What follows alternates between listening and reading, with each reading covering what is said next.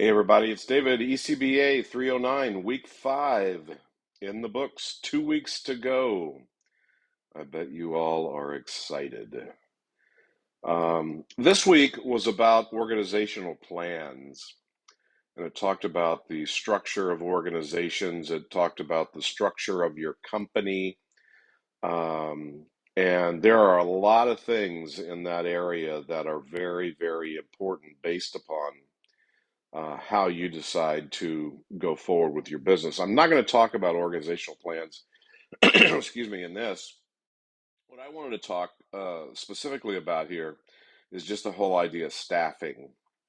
And there are two areas, obviously, there are a bunch of areas, but there are two areas for entrepreneurs that they can really make it or break it.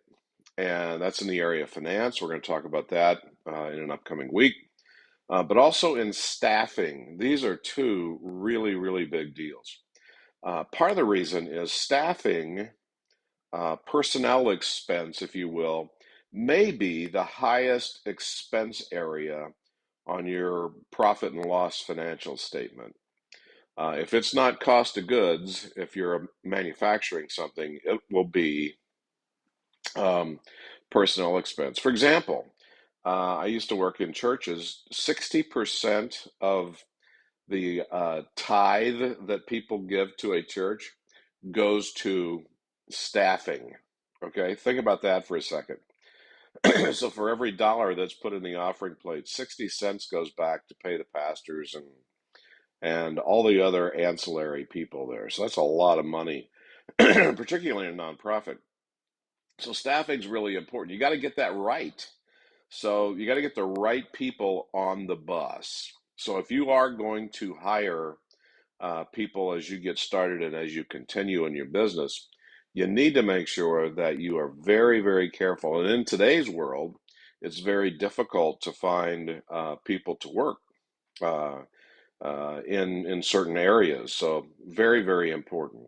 One of the things I always like to talk about, particularly with entrepreneurs, is you have issues sometimes with relatives and friends. Okay, so you may think that you've got great ideas and you're bringing the money forward, and you've got your friends and your family who are going to help you out.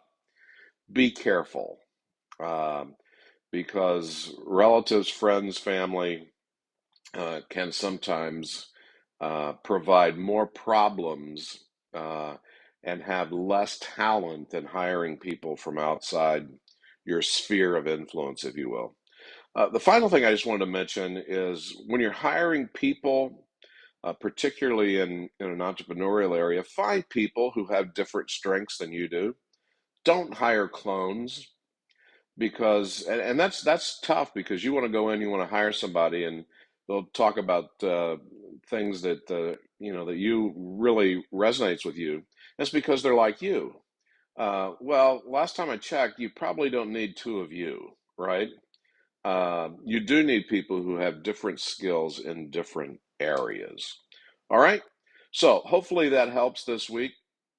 I wish I could have spent some time talking about organizational design, sole proprietorship, LLCs, and so on and so on. But I thought this was probably a bit more relevant for this week's discussion. All right. Have a great week.